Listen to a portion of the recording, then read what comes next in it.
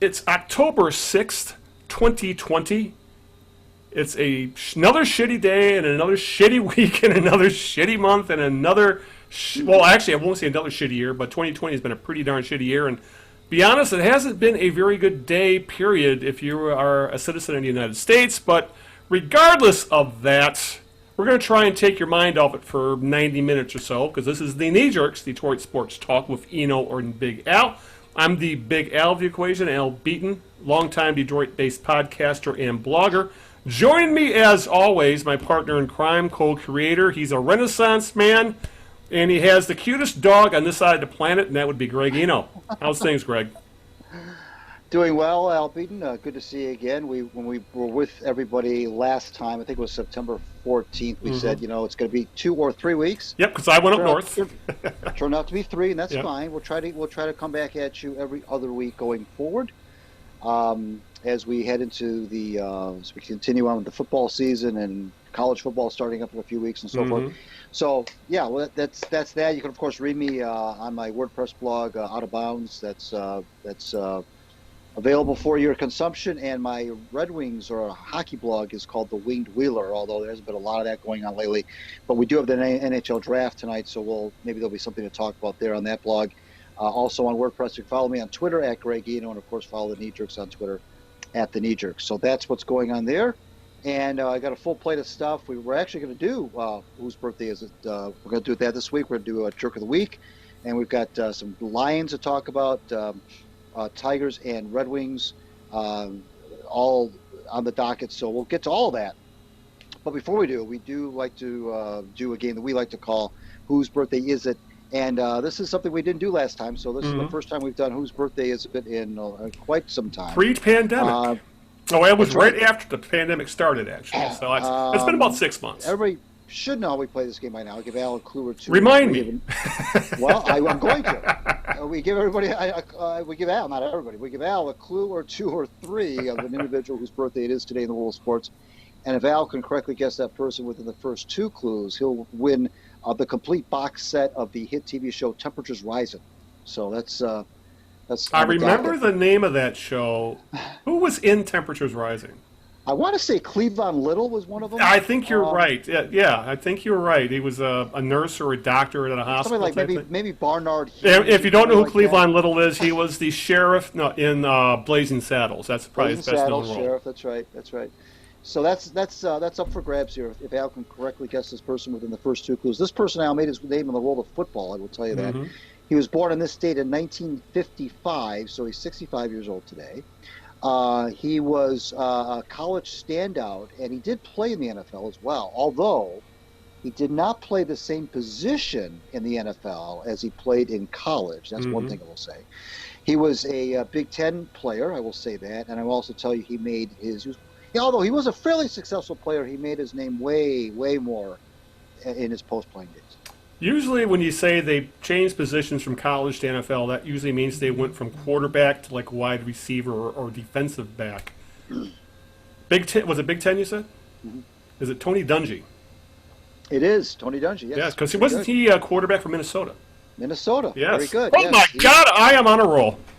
He won in a row. Yeah.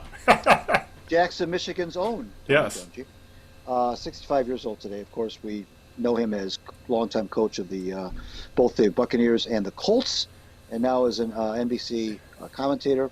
So, so 65 years old for Dungy, and then he played, of course, for the Steelers, as you said, as a defensive back for some of those great, not all those great, but toward the end of the great Steelers run in those Steel Curtain days. So, that's it. Good job.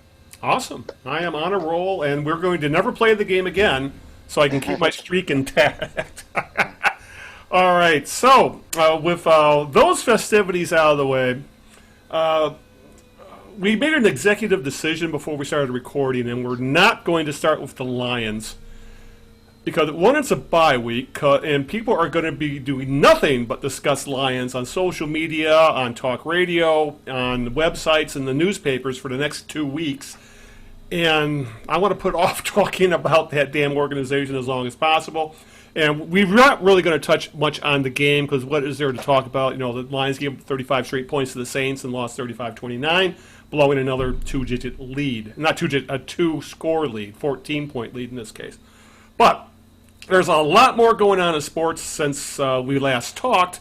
Specifically, the Tiger season came to an end with a surprising retirement of Ron Gardenhire, and there's been a bit of controversy swirling around that after some comments GM Alavila made about possible candidates to take over the organization. And as we are recording this, because we are recording this a couple days later than we usually do, the NHL draft is going on. The Wings have just picked a right wing, Lucas Raymond. I have no idea about any of these guys in the draft, but if Yzerman likes them, there must be something there.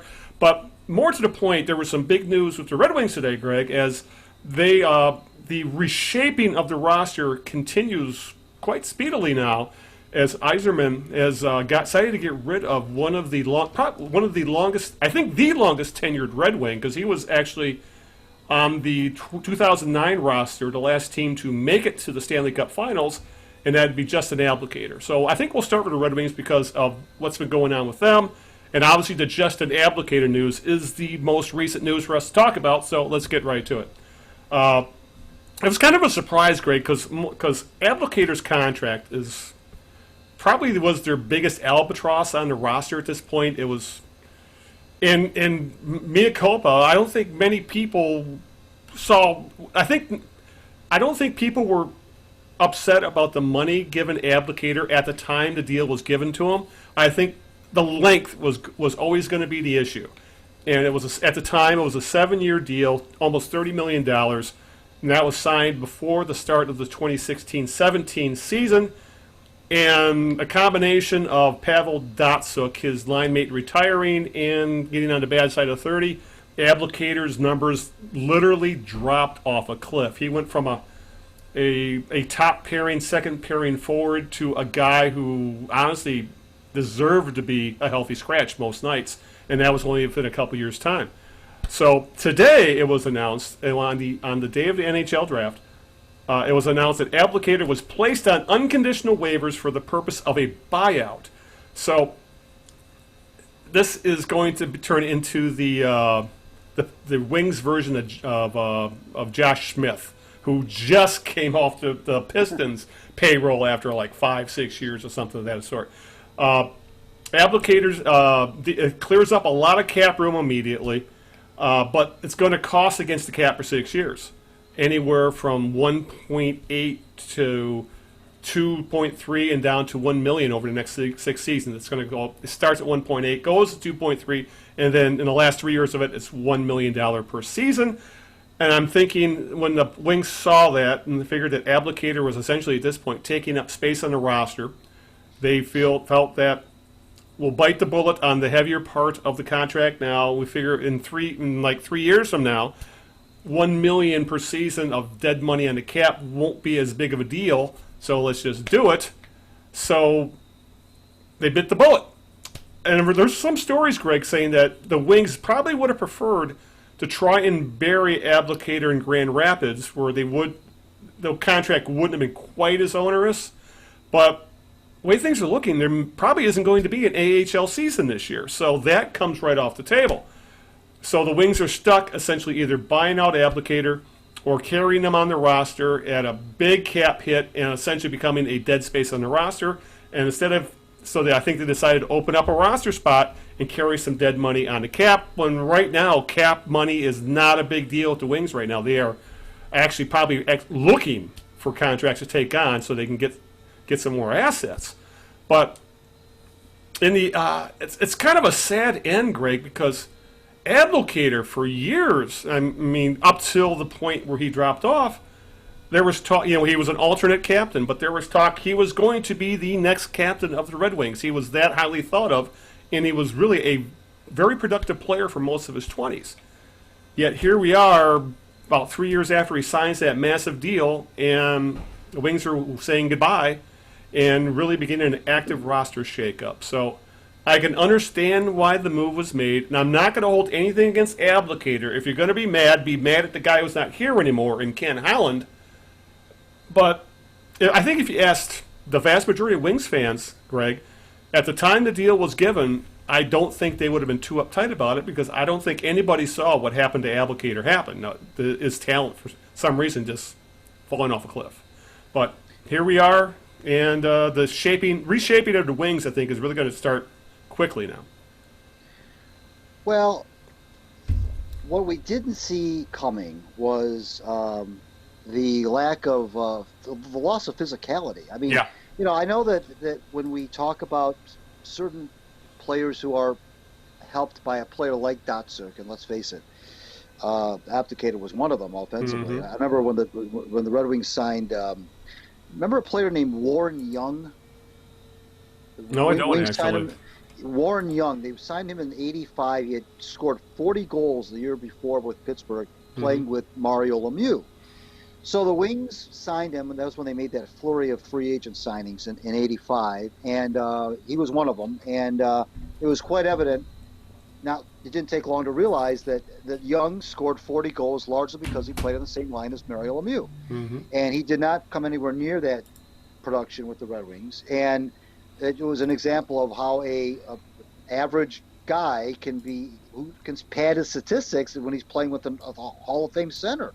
And Abdelkader, which I don't think any of us really considered. I mean, I'm sure there were some folks that said, well, his offense is helped by the fact that he is playing with Datsuk and so forth. Not that he played every minute of his ice time with Datsuk, of course, but he played a lot with Datsuk in one of those years at least. And okay, that's fine, But we thought he brought more to the table than that. We thought he was a kind of a poor man's Brendan Shanahan. He was a power forward, if you will.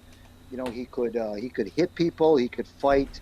He could go in the corners. He could get the puck out of the corner.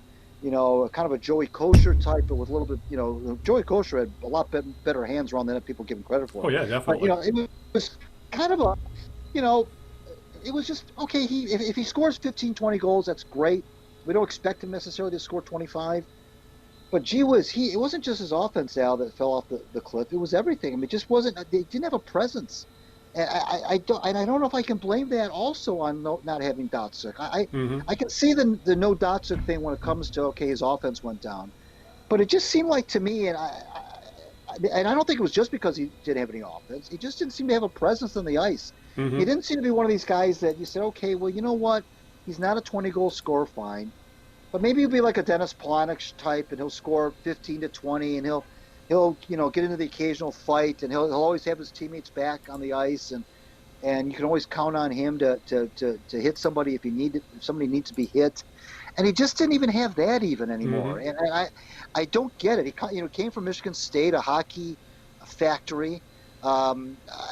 It's really a mystery what happened to him, and I know that it came to a point where it became an age thing too, because he was wrong side of 30. But it really was as soon as he signed the contract, before the ink ever dried, where his game just kind of went south. And at first we all hoped that it was just a hangover from having signed the big contract, and maybe he was a little bit putting too much pressure on himself because the team was in transition and he wasn't living up to the contract. And but it wasn't that. It was just a complete degradation of skill in all facets of the game. And, as far as the cap hit, I think Yzerman did, from a business standpoint, probably the smartest thing. You mentioned cap space is not really at a premium for the Red Wings right now. I know this is going to be spread out over 6 years, but the cap hit for the last 3 is like barely over $1 million. Right. So, it's not going to be that big of a deal, I don't think, financially. Clearly, I don't think he had a spot on the team anyway. So I know what you're saying about the whole Josh Smith thing, but I think this is, it's a lot. First of all, it's a lot cheaper version of Josh Smith. Yeah. I don't think it's unlike Josh Smith, which did hamper the Pistons. I don't think this is really going to really eat into what Yzerman wants to do in the long run. Yeah. Yeah, and I guess the other thing that this has brought up is that it opens up, it's essentially gives them $3 million of cash to play with. And a couple of options have been brought up with that. And that one, in a year where the Red Wings have next to no revenue coming in, they haven't played hockey since March. And the way things are looking, they may not play hockey till January? Right. So there's no revenue coming in right now. So $3 million in cash that they don't have to pay out is, well, I'm sure Chris Illitch is thrilled about that. And they haven't had any playoff gate. Exactly, nothing. Playoff gate in years. Yep, exactly. So there's that. There's also the fact that, as I briefly mentioned when I brought up the topic, is that there was talk that this now gives the Wings, since it gives them even more space under the salary cap, they may be willing to take on another toxic contract or two in exchange for draft capital. Because that is something that Yzerman did in the last couple of weeks when he picked up 33-year-old defenseman Marc Staal from the Rangers. He was a complete salary jump by the Rangers. He was on the last year of a long-term deal. He was owed $5.7 million. And the Wings got along with Staal for essentially taking that money. The Rangers threw in a second-round draft pick. So the possibility now remains is that it gives Yzerman more wiggle room to maybe take on some shop for more draft capital, because that's looking more and more what his strategy is going to be with this organization, because he needs to find his Steven Stamkos type player, because that was the one advantage he had in Tampa, Greg, is that Tampa already had a guy like Stamkos on the roster. They don't really have that here. I mean, they got some solid, really, I wouldn't even say solid. They got some good players here, like Larkin and Mantha and Bertuzzi and a few others, but they don't have a superstar. The best way to get a superstar, you got to draft them. Hopefully, maybe they've got one in these last couple of drafts. So, hope maybe they'll be able to pick up another player or two with a bad contract, and get some more draft picks. So it remains to be seen how they're going to use this money, but it gives them options, and it's options they didn't have before.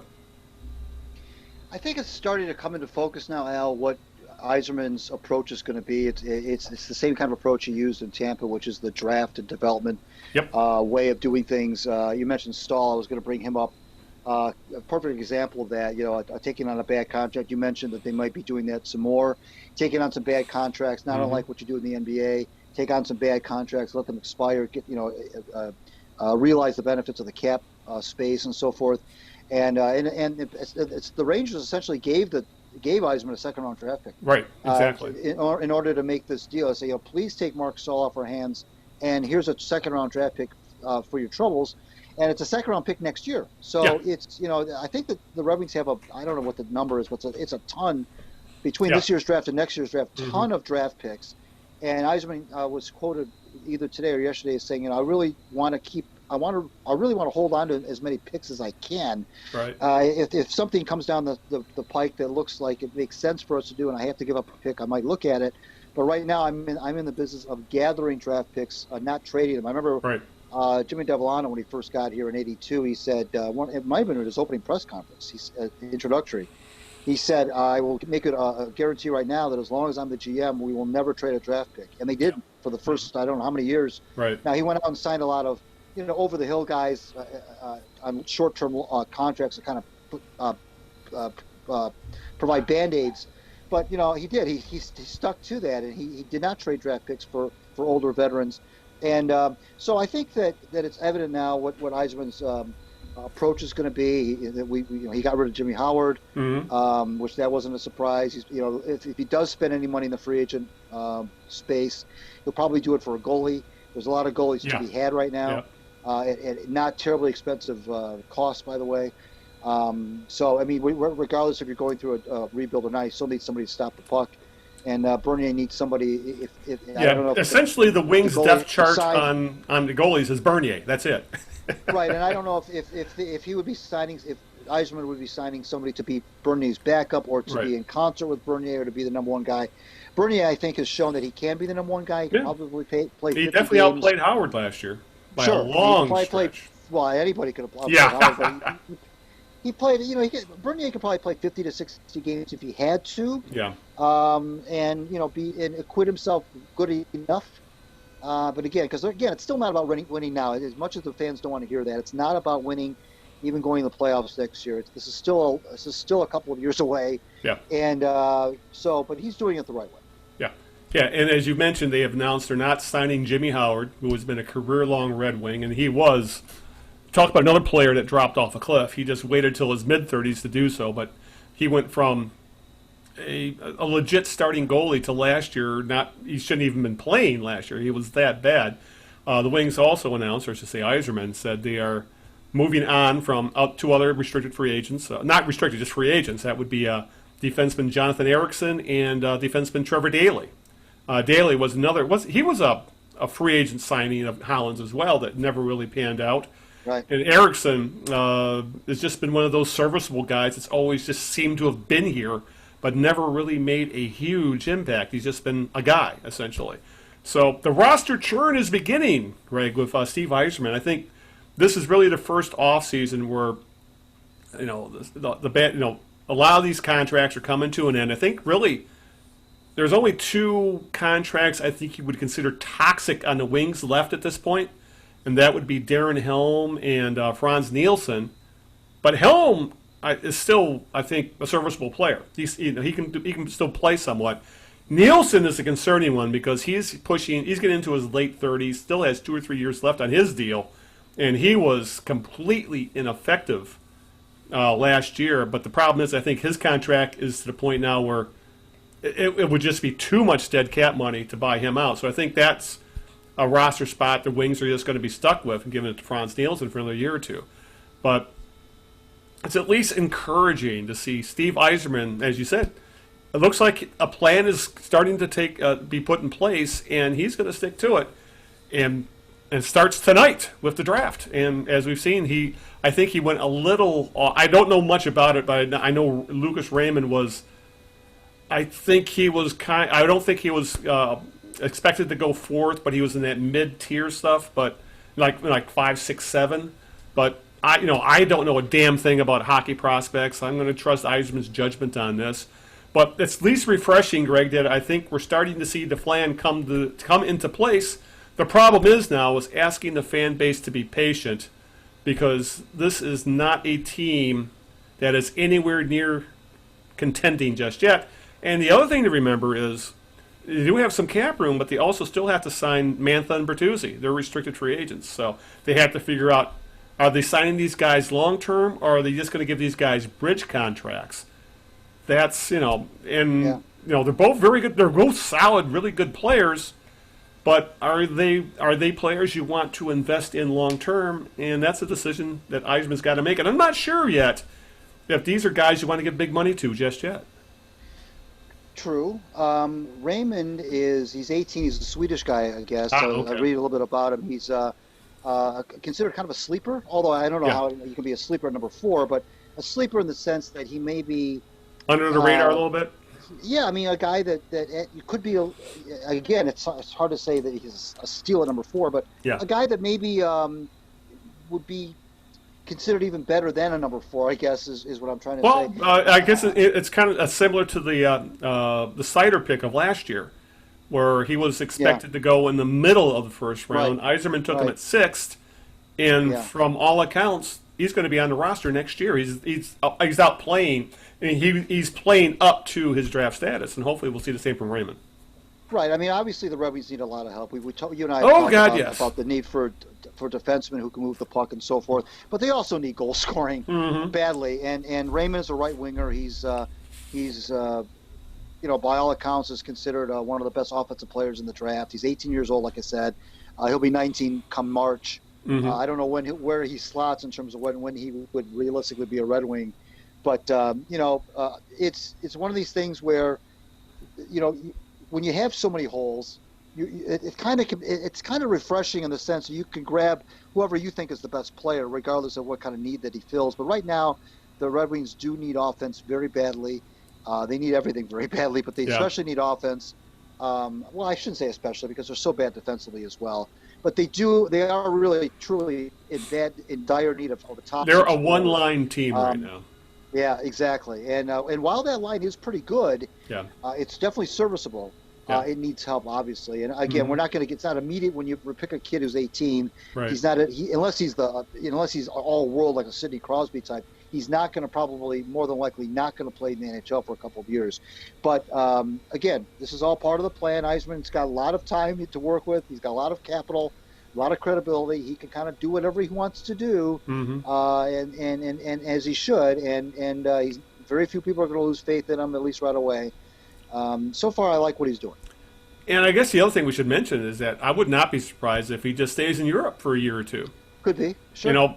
We have no idea what the minor leagues are going to look like next, in the winter. This winter, That's true. it's very there's already talk that the AHL may play. We saw what happened in Major League Baseball. Right now, this pandemic really hits teams who aren't playoff quality really, really hard. Ones that are rebuilding because they lost a complete season of minor leagues. The Wings may lose a season of minor leagues of themselves. The Tigers completely lost one this year. The Pistons, they're going to be in the same boat. I have no idea how they're going to handle the G League, but the Pistons are going to go like 10 months without playing. The Wings could go almost a year without playing. So, there's a lot of bad things about the pandemic, but when it comes to sports in Detroit, having 3 teams not play for extremely long periods of time and losing a lot of minor league experience, this could set back rebuilds a year or two easily. That's a good point, and you mentioned baseball as well. It's the same kind of scenario, and it's difficult to properly develop. Nobody's used to this. Nobody's used to having their feeder system essentially just kind of stop. Yeah. Just stop. And I know in baseball they had the little thing down in Toledo, and now they're trying to I know they can kind of simulate, but there's nothing like playing. It's not that you can't. Nothing like playing every day. Right.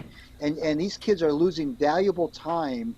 That's just the way it is. You can't really do much about it. They're losing valuable time in competition, and it's practice is great, and inter squad scrimmages are great, but like you said, there's nothing that substitutes competing against other people that are wearing other uniforms, and so some of these subsequently, some of these kids are going to have to maybe do some of their developing at the top level. Exactly. In this case, the NHL level. Maybe some of these kids will end up being fast tracked, kind of like how the Tigers did with Mize and Skubal and so forth. Exactly. Because they almost kind of had to do it that way. Mm-hmm. Maybe it'll be the same thing with the NHL. Of course, it's a little too early still yet to see how that's going to shake out. But you're right; they're definitely on the path toward having a scenario where their minor league system is kind of dormant. Which is another good reason to get rid of Abdelkader. Opens up a roster spot for possibly another player that, like a Rasmussen or someone like that, who might not be quite ready for the NHL. But what are you going to do with him? If he's not playing with the big team, it might be stuck in the same situation with the Tigers with the alternate site, or as I called it, being wished into the cornfield. You kind of you just completely fall off the radar. So I would hope the NHL has some plans for this kind of thing. I would hope maybe for larger rosters, a taxi squad, things like that, because as we are seeing in our new reality, the NFL had major issues with COVID this week. We saw how Major League Baseball struggled to get through a season where I believe the St. Louis Cardinals ended up playing, I think 40% of their games this year ended up being doubleheaders. Or when they played, they had played so many doubleheaders because they essentially missed like 2.5 weeks of baseball because of their COVID outbreak. So I hope the NHL is seeing what's happening in other leagues and saying, okay, this is what we need to do. They need to, because their bubble worked very, very well. For an entire regular season, a bubble is kind of unrealistic. So they have to come up with some sort of plan. I have no idea what it could be. I'm sure it's going to involve rapid testing, daily testing, very limited conduct. Maybe they'll have to adjust the schedule like Major League Baseball did to eliminate travel. So I'm very curious to see how the NHL is going to handle it, because they deserve a lot of kudos for pulling off the bubble playoffs. But those are done. What happens with the next regular season? Because we know they're going to play a regular season because there's too much money at stake. They need to have... I don't know how they're going to pull this off, because I don't know how the NFL is going to pull it off right now. We'll get into that a little bit when we talk about the Lions, but the NHL has done a lot of things right so far. I just hope they continue to do things right. And we know their history. They don't always make the right decision. Well, that's for sure, but it's still, what are you going to do? You have to just pick a course and stick with it. The worst thing they have to stick a course. I would maybe shorten the schedule a little bit, maybe try to limit travel as much as possible. They have to do something like that because they cannot have they can't have the regular season that we're used to seeing. That I just don't see how that works in a pandemic-filled world. No, I don't either. It's got to be. It's just gonna be weird. You just have to, people are just gonna have to understand. There's just gonna be a lot of weirdness. I mean, football games without any crowd, and NBA games played at essentially neutral sites. And and you posted on Facebook a playoff game at Dodger Stadium with two teams that weren't the Dodgers. Yeah, that was like broke my brain. It really did. Right. I mean, but you know what though? If you just concentrate on the action, the actual competition. I'm already used to the no fan thing in the NFL I don't even notice it now.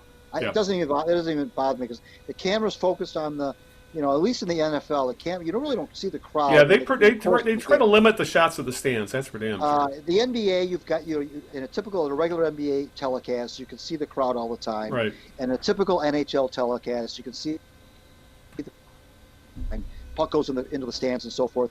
And in a football game, unless the director goes out of his way to show you the crowd, right? You wouldn't see the crowd during the course of the games. I'm used to that already, but it is different for sure in the other sports. Yeah, exactly. And remains to be seen how this is all going to be handled, but at the very least, with a draft going on and we're seeing some roster moves being made, at least that's to give us a semblance of normalcy. But normally we'd be talking about the regular season starting about now. And I think from all accounts, it's probably not going to start till January. So we'll see what happens. But at the very least, we get to talk about the Red Wings for the first time in like half a year. All right. Before we move on to the Tigers, let's get to the question 2. No, I got the question right, so we don't need to continue the birthday game. So, hey, are you going to enjoy that box set of Temperatures Rising? Well, I do enjoy a little bit of Cleavon Little, so of course I will. That's one of those shows. I recognize the title as soon as you said it. Now it's like I'm racking my brain as to. I'm sure I watched it as a kid sometime or another. I just don't remember. Now I'm going to have to go on YouTube and see if I can find a goddamn show until my box set shows up. So, all right, let's move on to the Tigers because the season ended, and for all the talk of playoff contention and playing some meaningful games in September, this team absolutely and completely collapsed over the final month of the season. And with 8 games left in the season, they weren't mathematically eliminated, but they were all but eliminated. Ron Gardenhire showed up to work one day, started like a normal work day. I guess he talked to Al Avila and got together with the coaches. And then in the middle of the afternoon, he just decided, I can't do this anymore. I'm going to retire right here and now. Literally that day. And late in the afternoon, there was a Zoom press conference held where Gardenhire announced his retirement from the game of baseball, likely for good. And this was very unexpected, considering there is a little more than a week left in the season. But Gardenhire was obviously very concerned about his health. That's really what he talked about in that press conference. He had just gotten over what he said was food poisoning. And he was having trouble. His hands were shaking. He was stressed out. And be honest with you, Greg, I think I posted this on Facebook as well. I said, a man with his age, he's in his, I think, mid-60s at this point, with a very checkered health history. He is a cancer survivor. The last thing he should be doing during a pandemic is traveling around the country in a high-stress job. And I think he suddenly realized it himself. And knowing that he was also at the end of his contract. Obviously, he must have definitely been thinking about retirement for a while. And I think we're both in agreement that the Tigers were probably ready to move in a different direction themselves. That Gardenhire decided, well, I'm just gonna, I hate to use the word bail, but I've done my job. I'm ready to move on. There's no reason for me to continue to risk my health over for another week. I can just go home and just get away from it all and not worry about COVID and all this other crap he has to deal with on a daily basis. So Lloyd McClendon took over and finished off the season, where the Tigers ended up with the 3rd worst overall record in baseball. So, Greg, were you kind of surprised that Gardenhire just up and retired so suddenly? Yeah, I guess I was. I wasn't surprised that he retired, Mm-hmm. but when I read that it was immediate, I said, "Well, Yeah. that's kind of odd." I mean, there wasn't. There were only it was about a week to go in the season, and Right. it didn't surprise me that he retired. I, I think it kind of took Al Avila off the hook. I don't think, like Yeah. you said, I don't think Al was going to bring him back necessarily for 2021, but Mm-hmm. um, who so badly wanted to get back into managing. He had the cancer thing. He had to get through that. He spent 1 year as the bench coach in Arizona, and he Right. really that 1 year on that staff really whetted his appetite to want to manage again. Mm-hmm. So he leaped at the chance to manage the Tigers, and he Yep. was ecstatic to be doing it again. Really was enjoying himself despite all the losing. And this year, like you said, the COVID thing, everything was just too much to kind of overcome, if you will. And this whole thing about food poisoning, we'll never really know if that's really what it was. I Yeah. guess Exactly. Yeah. matter. I'm having a It little doesn't, question about that. Yeah. it doesn't really matter what it was. Right. But for him, I guess what I'm saying is in a roundabout way is for a guy like him to retire, period, and Mm-hmm. B, to do it so suddenly. In fact, he said that he made the decision kind of on the spot. Yeah. I mean, I don't. I mean, he said that Al Avila found out before his wife even knew, and which I believe. But Mm-hmm. I just think that when a guy like that bows out like that, then there's something really wrong. Not that he's necessarily all that sick per se, but there's something that has affected him where it's just maybe hit too close to home, and he said, "Look, this is just it's not worth it." And but for a guy, as you know, Al, for a guy like that to walk away from the game, Yeah. usually you have to kind of drag those guys kicking and screaming out of the ballpark. So for him to kind of go so meekly, if you will, gently into the night was kind of just highlighted or accentuated how serious his situation was and how spooked he was Yeah. about how his health was affected by this. Yeah. Or Whatever could be his sick. Yeah. Whatever his sickness was, that might have finally driven home to him that a guy of my health history at my age should not be doing this. Period. Right. And maybe it finally said, I think I've dodged a bullet, and in all the hoops that they have to jump through, to be able to play big league baseball in the middle of a pandemic, it's got to take a toll on you, and it's got to be hard enough on a younger guy. And then when you're talking about a guy Gardenhire's age of his health history, I could imagine the man was probably a walking ball of stress, even though he always came across as happy-go-lucky when he talked to the media, when he made his press conference appearances and things like that. I'm sure, I'm sure it was the typical, how you describe a duck. They look nice and calm when they're above the water, but if you look under the water, you see those legs just going like crazy to keep paddling. And I have a feeling that's exactly how Ron Gardenhire felt, that he was paddling like crazy. We just couldn't see it, and he finally Right. got tired of it, of doing it.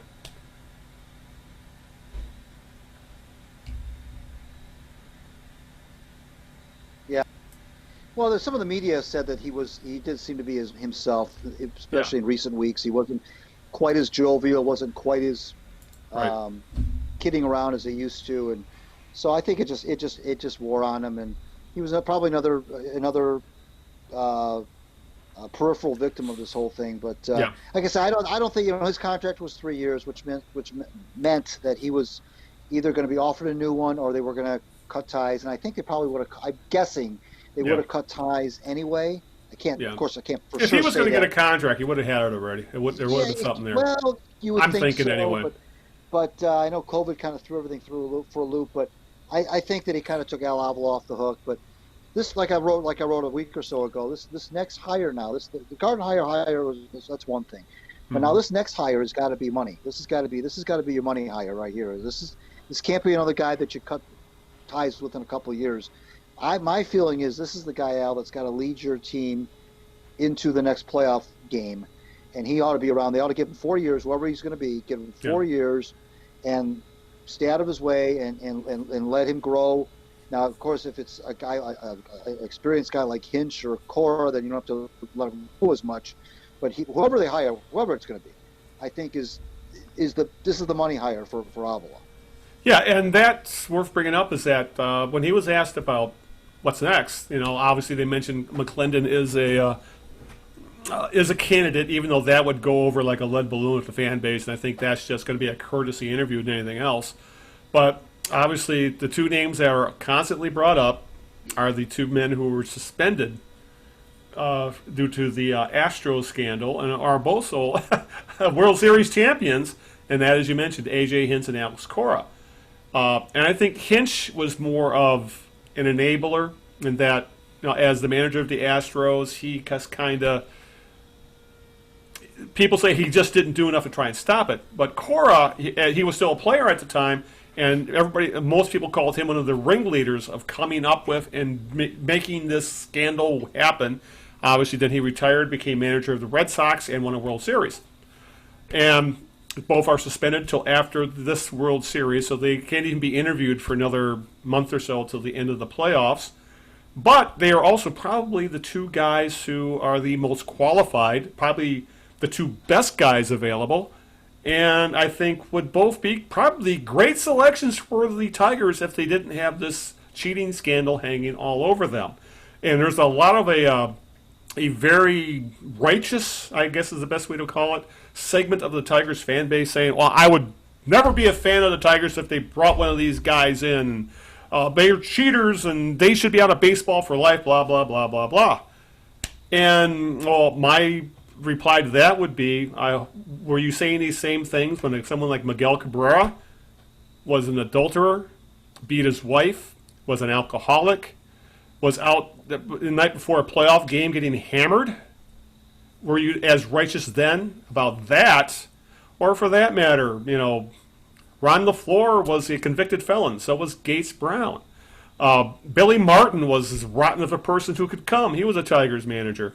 So I guess the question is, do these guys deserve second chances? And should that chance be with the Tigers? And I would just say this. If you are angry at these guys, be angry at Major League Baseball, because I think players should have got suspended. More players. And no, there was no player suspended. And I think for the most part, that's where the anger of the fans who are oh my God, we shouldn't get these guys. Well, so be it, but if you're really that angry, you should be pissed off more at Rob Manfred and the owners for essentially finding a couple scapegoats and then just sweeping it all under the rug when more people should have gotten either suspended, fined, whatever. Personally, I would love to see Hinch or Cora show up here because I want this team to win. And to be honest, every team cheats. They just got caught. And that, I think, is the one thing, is that I'm sure every team in baseball has cheated one way or another. This was just the most blatant type that got caught. But to think that the Tigers never cheated, I think that's just being way too naive. I'll just put it that way. Well, first of all, I can guarantee you neither of those guys will do that again. That's the other point too. They have to stay on the straight and narrow. I mean, if you, it's kind of like whenever like a restaurant gets called out for health violations, right? Yeah, and then they fix it, and then they have this grand reopening, and they invite dignitaries. And see how safe it is. I'm eating here. Well, of course, it's the safest restaurant in the city to eat at because everybody's being on the up and up. They're scared to death of violating any health code. So I don't think that there's going to be any issue of worrying about whether or not Hinch or Cora does anything remotely like this again. That's the first thing. Except you can say that they've paid their dues. I mean, they served their punishment. You can argue right all that day long right about there. Well, you can say, well, hey, it wasn't so. It served.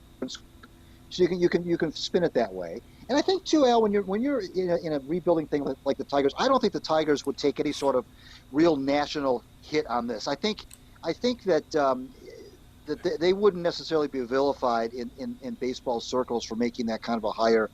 First of all, because I think that it's not like these guys would not be hired by another team. I think that if the Tigers don't hire one of these guys, you can't tell me that they're both going to just sit out there. There's talk that the Red Sox will hire Cora back, for example. Right.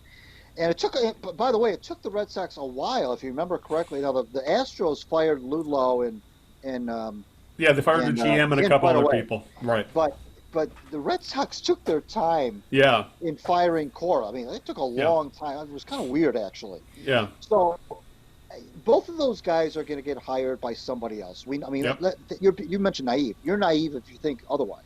They're both going to get hired by somebody else. It may as well. The Tigers may as well be one of those teams that hires them because of what you said. They've got a track record. The Astros, for as much as fans may hate them, are back in the playoffs. They won their first round series, supposedly not without cheating. Yeah. So but I think you could just basically hang your hat on justice was served. They served their suspensions. They won't do it again. I can't imagine they would do it again. All right. And I don't think that means that they're bad managers. I don't think that they won all those games because of that. No. I think that was the sole reason for their success. I don't think you can paint it that way. So I'm not necessarily all gung-ho to hire them, but I wouldn't have any problem if they did. Yeah. Yeah, and Hinch has an amazing resume, not just as a manager, but in player development.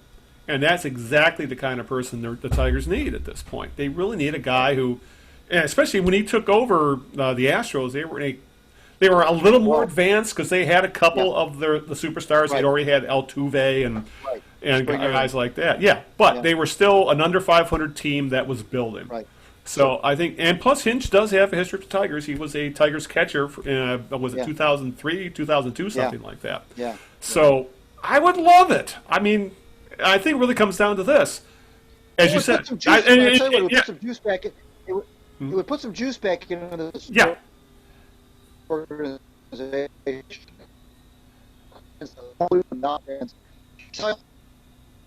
Be drowned out. Yeah. Drowned out by the overwhelming support, I think, because this is a franchise in this city that needs some juice, and that would absolutely provide it right there.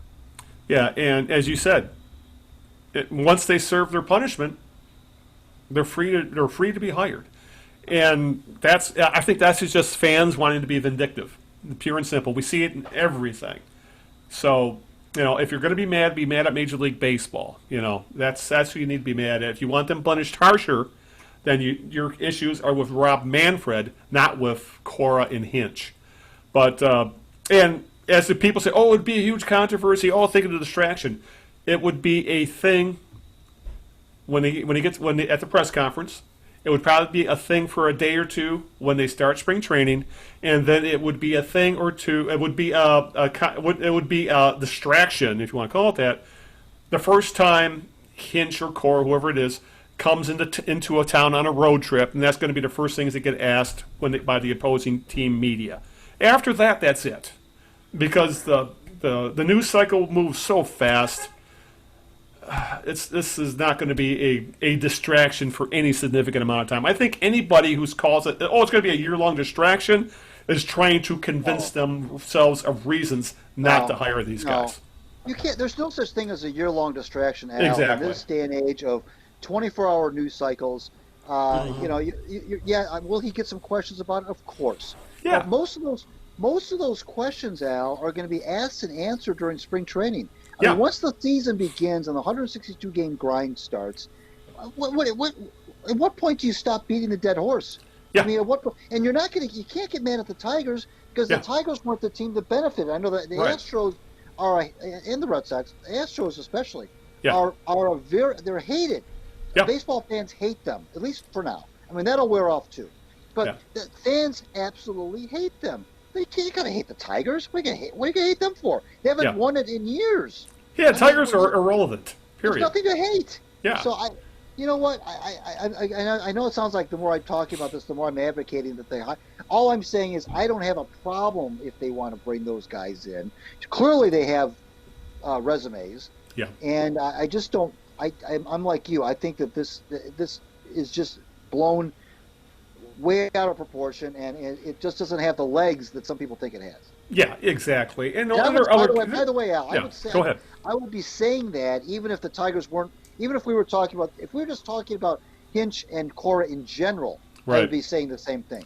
It just so happens we're talking about them now because they of their potentially being hired by the Tigers. But even if they were just out there and the Tigers already had a manager, I would be saying the same thing. Yeah, and the other question is, why would these guys come to Detroit? They may, as you said, they may find better opportunities. I think the only thing the Tigers really have in their favor is it's looking like there's not going to be a lot of openings this offseason. Yeah. So that, the Tigers will be one of the few teams that have an opening for a manager. And if these guys don't want to wait to get back in the game, the Tigers might be one of the few options they have. So the Tigers do have that in their hip pocket.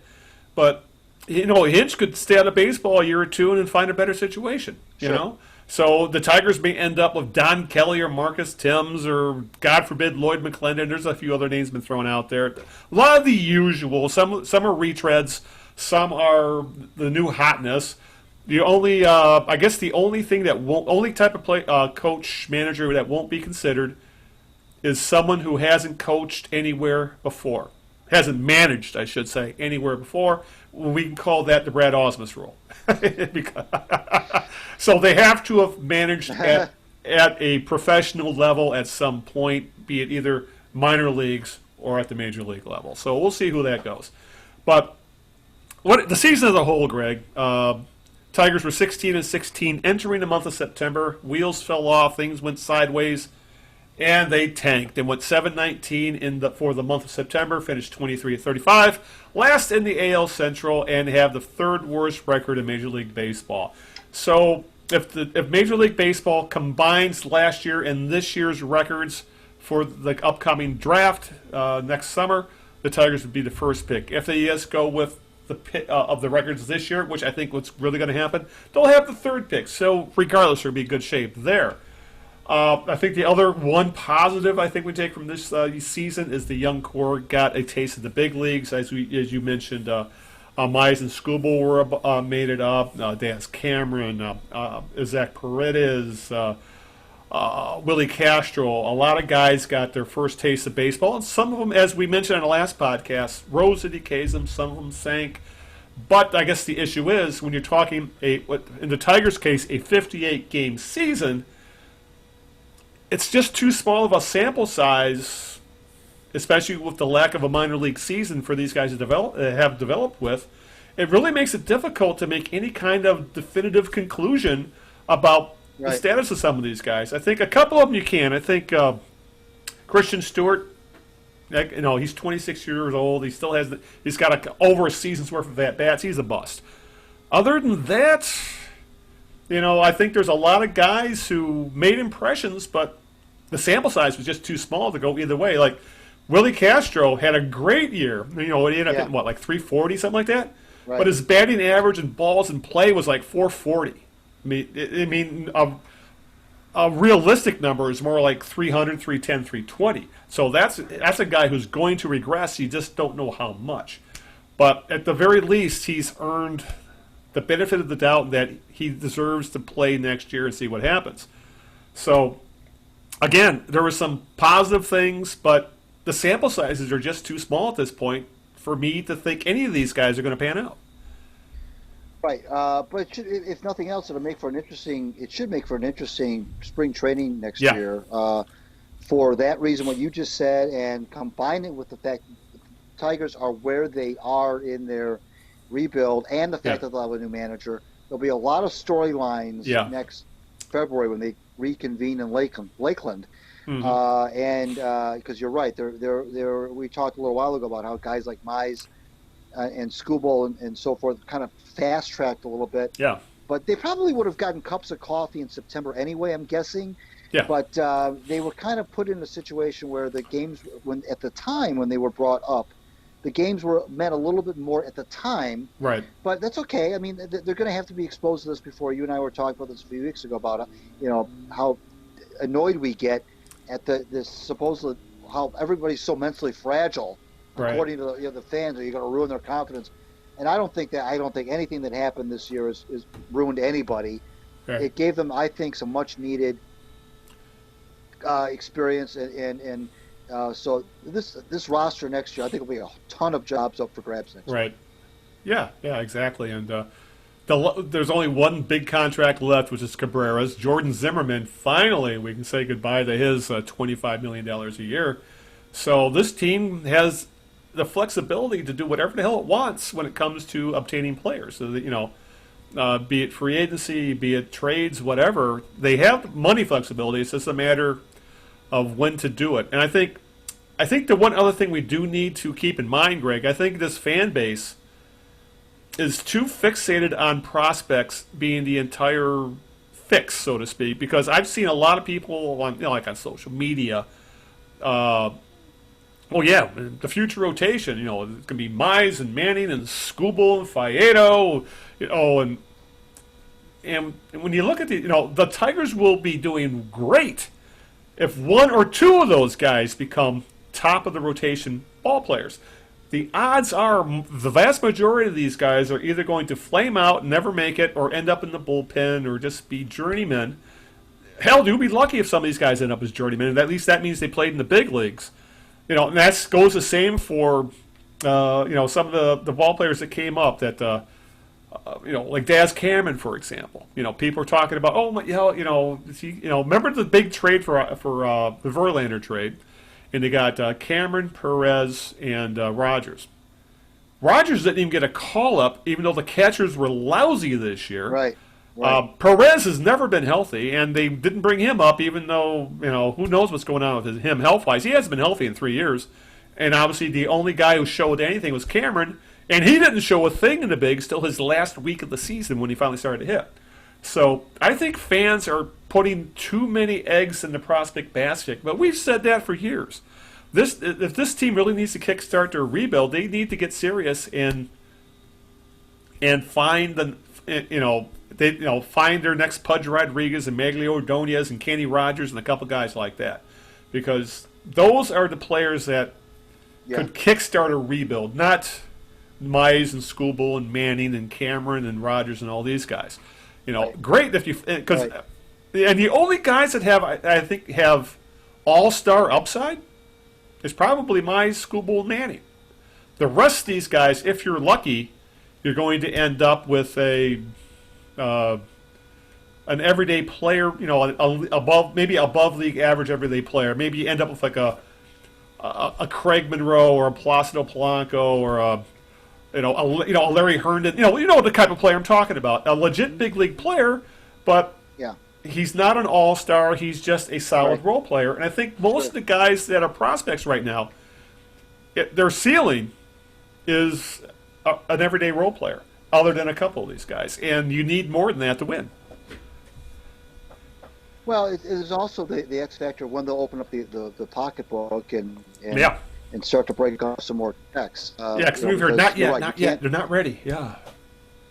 I mean, you talk about Pudge and Maglio and guys like that. Well, these are all guys that were free agents, of course. Kenny Rogers, And they were risky signings. No, there's no doubt about it. They got lucky. They paid off, but they were risky signings.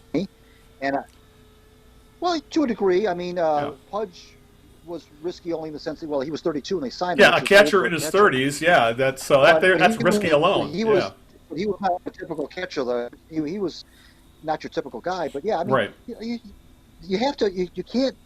I agree with you. You can't do this all. You can't do it all homegrown. That just doesn't work anymore. You have to bring in pieces from outside the system, and that means free agents. That means guys who can play. And they made kind of a baby step in that direction this year when they signed Scope and Crone and so forth, and that's fine. And Scope was a good player for them before he got hurt. So was Crone to a degree.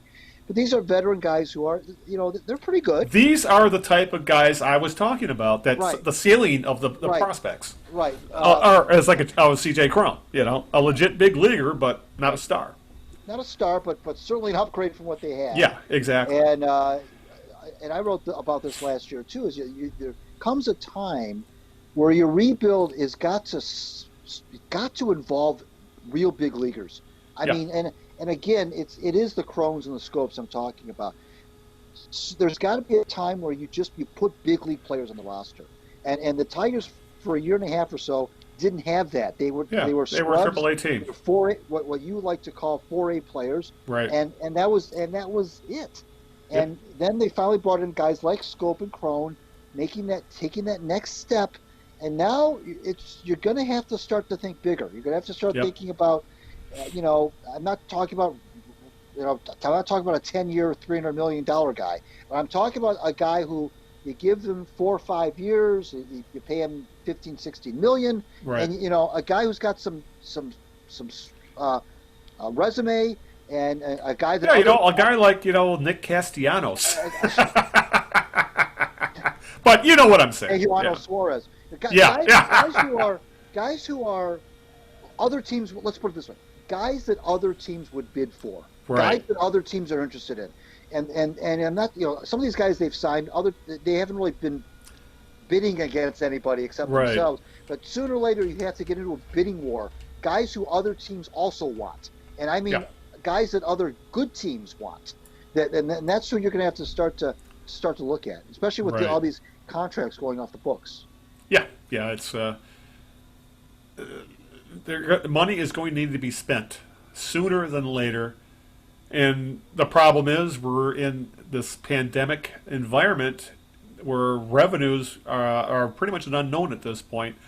So I am very curious as to how wide pocketbooks will be open. But the advantage is there's a lot of teams that are probably going to be unwilling to spend money. So if you do spend a little, you might be able to get yourself some bargains or make a haul that you would not normally get. So if that's I think the one of the advantages the Tigers may have is that they have a low payroll. They have a history where when they do pay a significant amount of money to players, they do have this market will support it somewhat. Not a $200 million payroll, but this market will support $150 million easily. They'll get 3 million people. Well, again, I shouldn't say that because we're in a pandemic environment. But regardless of that, the Detroit market is more worthy of a team that has a $50 million payroll. This isn't the Tampa Bay Rays. This is a team that can afford a decent payroll and realistically should have a payroll at least equivalent to something like the White Sox in Chicago, something like that. So the problem, I guess, Greg, with all this is we don't know what's going to happen because of the pandemic. We don't know what kind of money is going to be spent. We don't know how revenues are going to be shared. It's just a big old question mark at this point. So, but I think there will be opportunities if Chris Illitch and Avila are willing to take a few risks. I just don't know if they have the balls to do it just yet. Yep. All right. With that, let's go to question 3 of the birthday game. No, I got it right. So let's go to let's kind of hit the home stretch here and talk about the Detroit Lions. They lost. And it was another ugly game. They took a 14-0 lead against the Saints and allowed 35 straight points to a noodle-armed Drew Brees and lost 35-29. They're down to 1-3 overall. And this week's controversy with the Lions, Greg, rather than talk about the game itself, we'll talk about what's going on around the team as we're into a bye week anyway, Patricia was asked something to the effect of if he was the right man for the job or why is he still the right man for the job. And his response in regard to taking over a team which had 2 playoff appearances and a 36-28 record under Jim Caldwell and a 9-7 season his last year was, quote, "When I came to Detroit, there was a lot of work to do," unquote. So essentially, that was the money quote. That was what everybody focused on, saying, so you're saying it was a rebuild after the fact. You're trying to retcon what's going on here, because when you were hired, we were sold on the fact that this was a 9-7 team, where 9-7 was not good enough. This was a competitive team that was in playoff contention, and the goal was to move this team from contending for wild cards to winning to winning divisions and winning playoff games. And now you're telling us in your 3rd season it's a rebuild. And that really brought up a firestorm in Detroit and with around the country for the most part, Greg, because Patricia was shredded by the media, by former players, by the fan base, and most savagely by former Lions QB and current ESPN Rising Star analyst, and he's a very good analyst, by the way, Dan Orlovsky, who was he spent his last 3 years for the Lions were with Jim Caldwell, and Orlovsky essentially said to come in and say you had a lot of work to do is completely false. It's a bunch of trash, and this he said on national television, on ESPN. And he added a few more choice quotes about saying this was a team that had a good culture, it had a winning culture, it was meant to be built upon, not torn down. Yet here we are, 3 seasons later, and people are screaming for the head of Matt Patricia, who still has that very arrogant, smartest guy in the room vibe that's undeserved. So, I guess, Greg, now we have the money quote. We have the I don't coach that stuff, abandon ship, the bar is high, I believe in the invisible pad level moment for Matt Patricia. Took 3 years, but we finally got it. Yeah, that was, you get the impression that Matt Patricia is just not very well liked around the NFL, by a lot of people. Yep. Keyshawn John, I saw the clip, by the way, you were talking about with Orlovsky. I watched it a few times, actually. Yeah. And Keyshawn Johnson made an appearance in the middle of that clip, and because Orlovsky said, what I see is a coach that's pointing fingers, and Keyshawn vehemently agreed. Yeah. He said, yes. He said, here's a guy that's going like this, and I don't know, these are the kinds of things, Al, that kind of end up on your coaching epitaph. Yeah. They follow you, and they kind of end up on your coaching epitaph. And you and I have talked about this before but about Bob Quinn. Yeah. About how Quinn kind of, has posited the line, didn't posit them as a rebuild, and then made some moves that were counter to the whole notion of rebuild, the whole rebuild thing. When we are rebuilding, we're not rebuilding. He's gone back and forth on that, and made some free agent signings that would indicate they're not rebuilding, but yet he says we are rebuilding. So it's really hard to figure out what he's all about.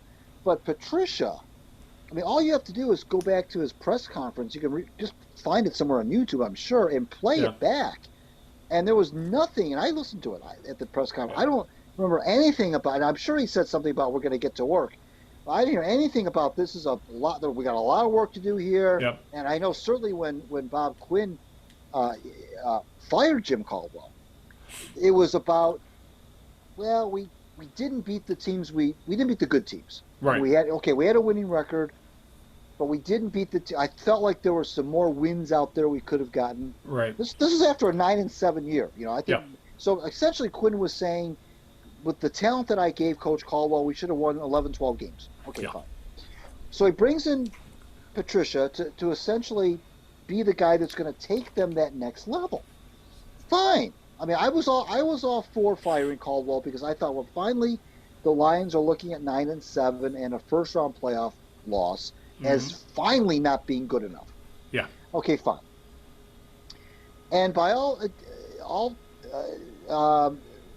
as far as we all knew, Patricia was indeed the defensive mind behind the Patriots' success. Right. We tried not to think about the whole Bill Belichick coaching tree thing.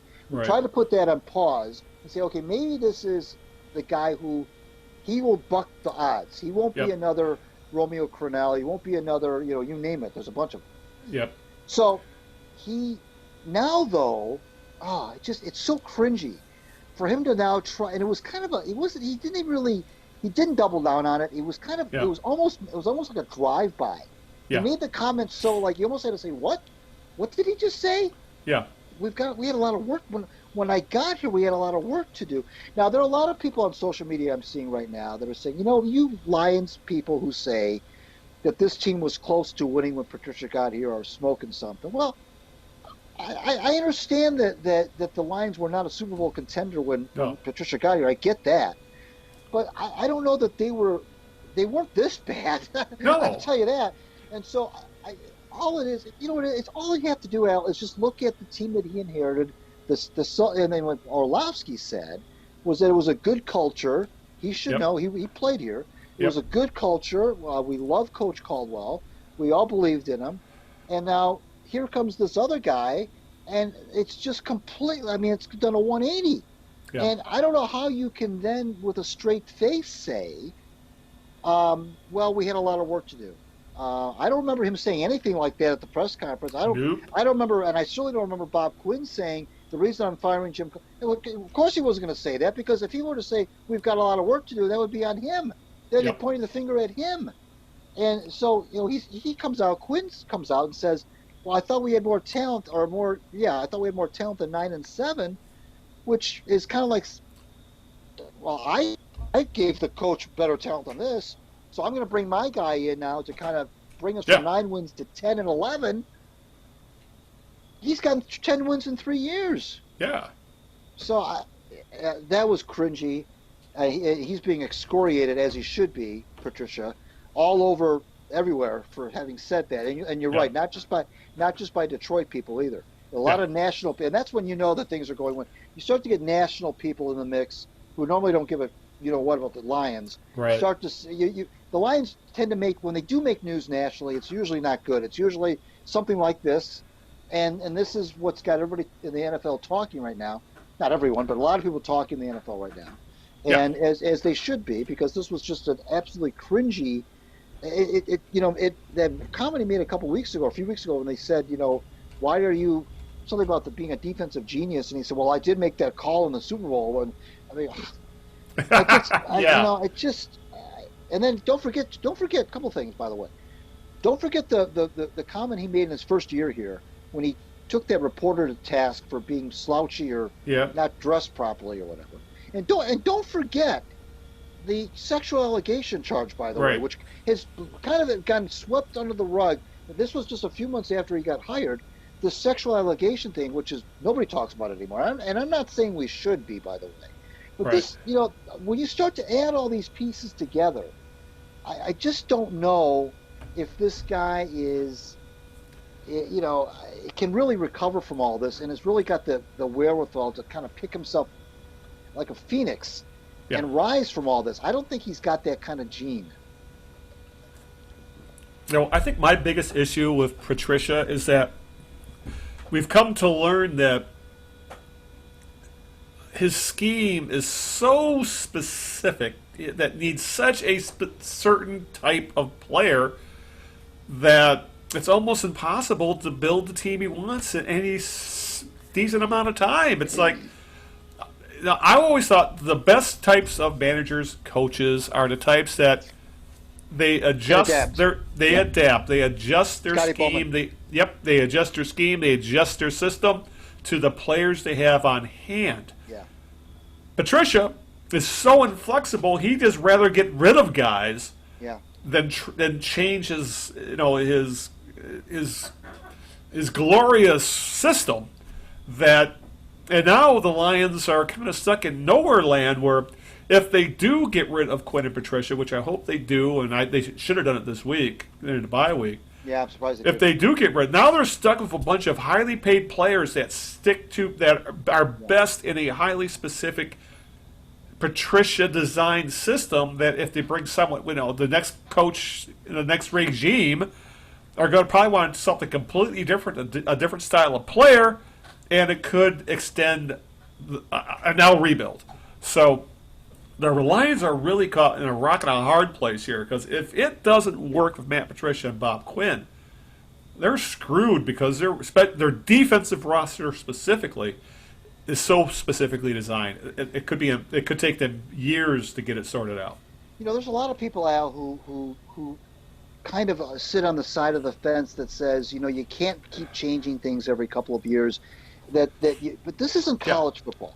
This isn't college football, where you got to give a guy a certain amount of time to gather his recruiting classes, to kind of bear the fruits of his labor. With a bunch of kids, essentially. Right. This is professional football, and in professional football, teams have it's been proven time and time again The teams can make rapid turnarounds with new people, with Right. new coaches, and it's been proven time and again. You don't have to give a guy 3 or 4 years, and you don't have to, and it's worse and worse, you don't have to use that as an excuse to not get rid of a guy. You say, Right. well, we've only given him, if we get rid of this guy, now we got to wait another 3 or 4. No, it's been, if you get the right coach, and that's the big if. Yeah. If you get the right coach, you don't have to wait 3 or 4 years. Just look around you. The Lions have been able, Al, to be this bad for so long in a league that's been made for parity. In Detroit, it's parity spelled P-A-R-O-D-Y. Yeah. In the NFL, it's P-A-R-I-T-Y. In a league that's built for parity, the Lions have been able to stay in this. It's kind of like the Pistons in the NBA.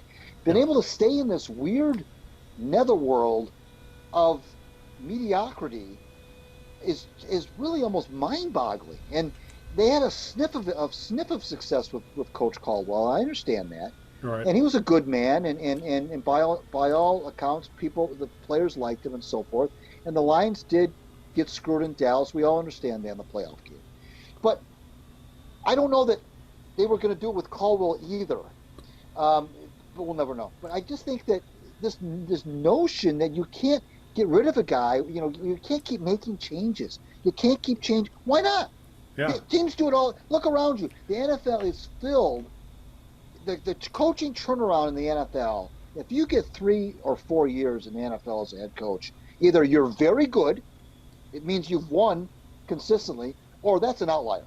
Because if you usually in the NFL, by your third season, if you haven't done anything, which Patricia hasn't, you're gone. Yep. And we get the next guy in. That's the way it works. This is not.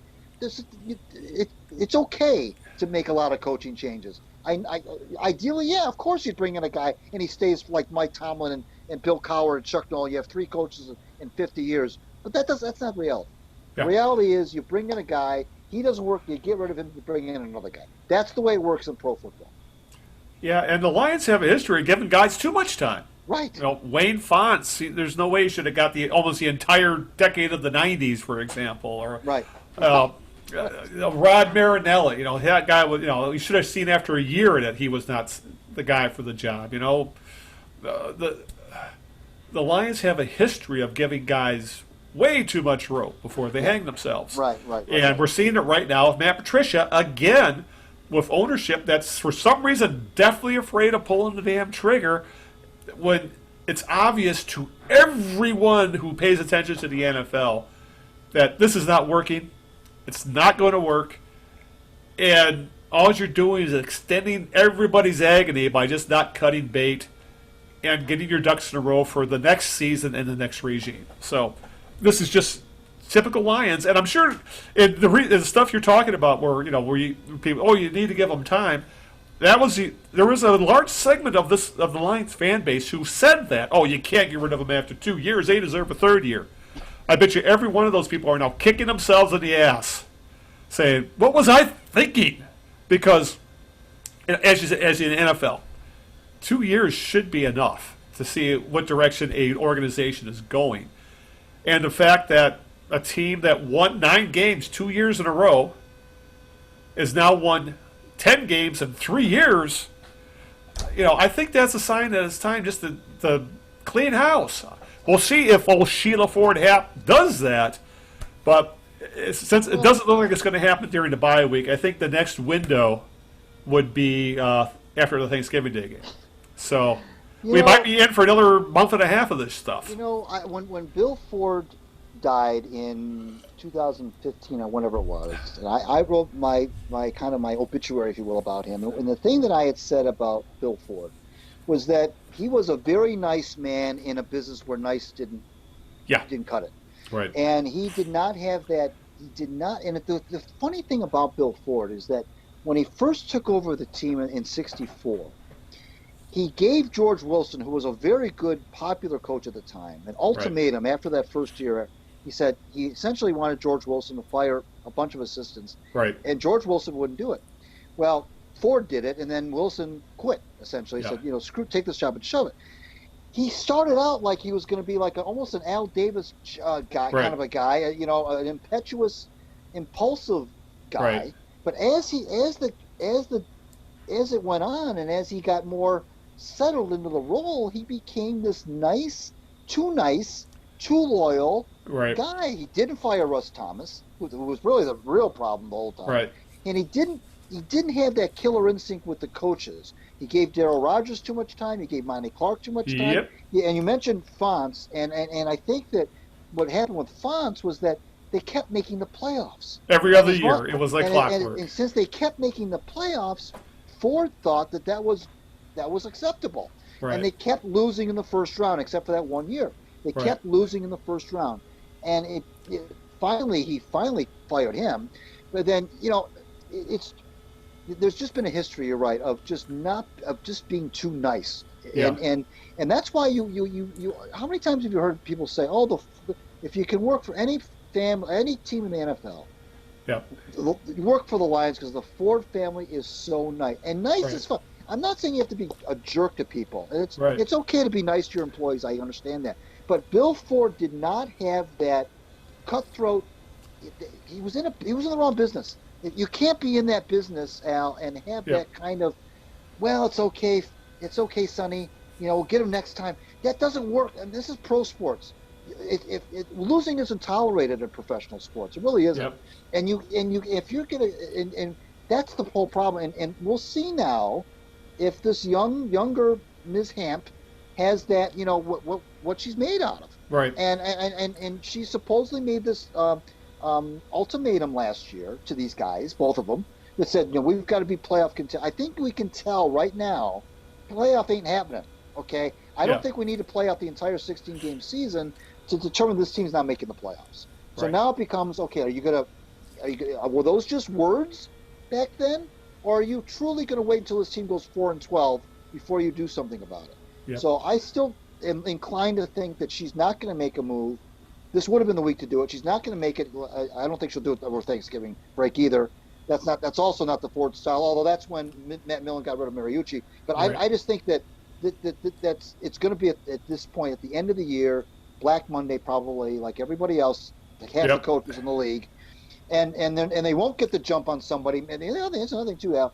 If you get rid of him now, Patricia now. I know it's difficult to bring a guy in the middle of the season. I understand that, but you could get the jump on somebody.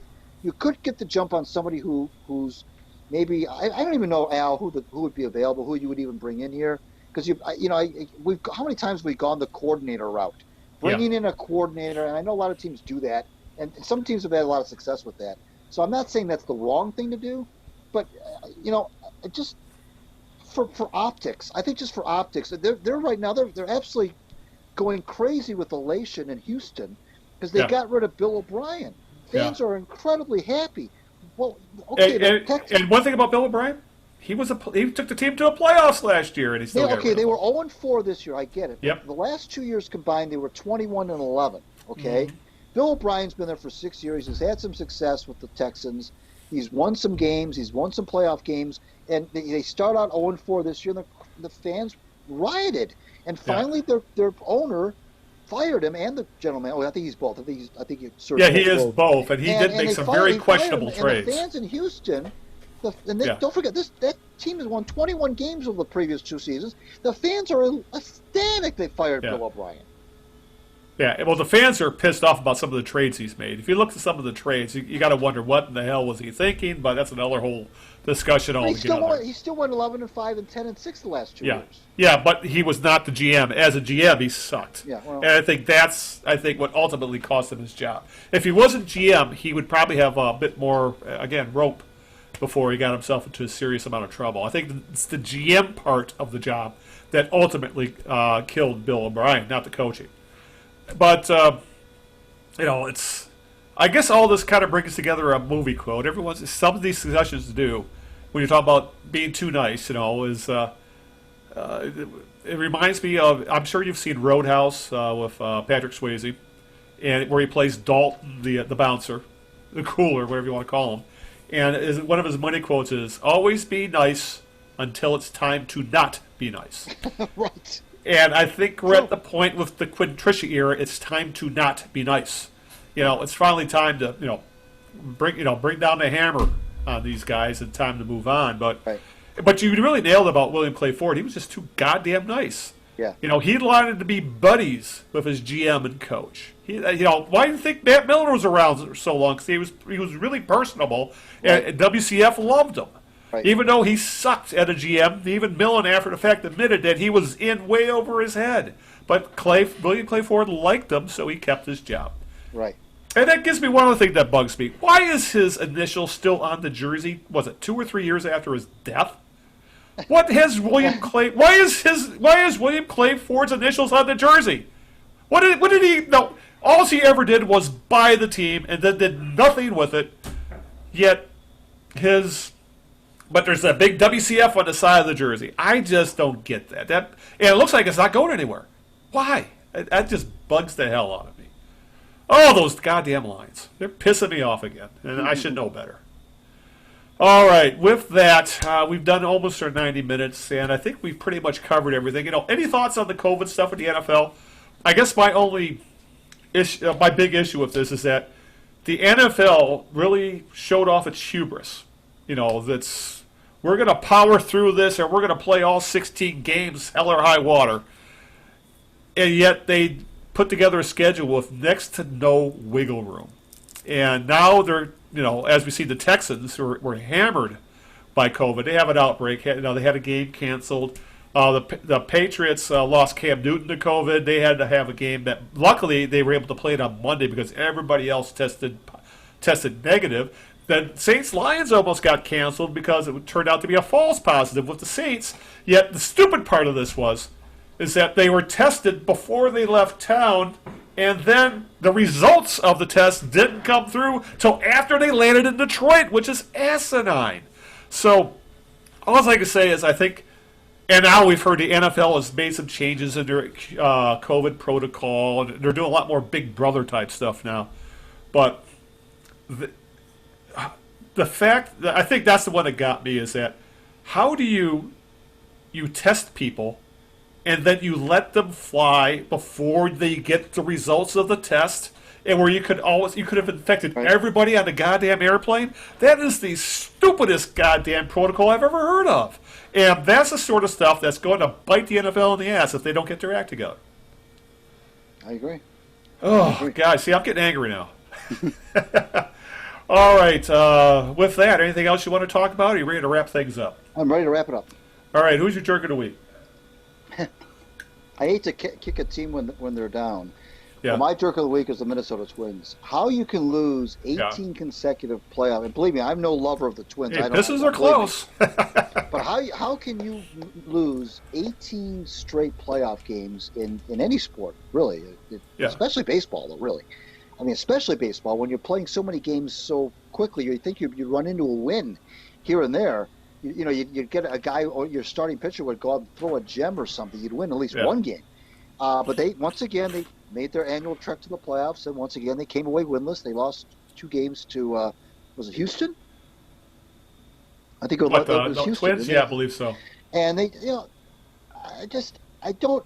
I don't get it. It's embarrassing. Again, I'm not a Twins fan by any stretch, but to lose 18 straight playoff games, I don't know how you do it. I really don't. I mean, and this thing goes back years. This goes back years. And I saw somebody on Twitter say, it was a Tigers fan, said, I like to think this is karma for beating the Tigers in game 163. But I mean, this is ridiculous. It's not just it used to be they couldn't beat the Yankees in the playoffs, but they can't beat anybody in the playoffs.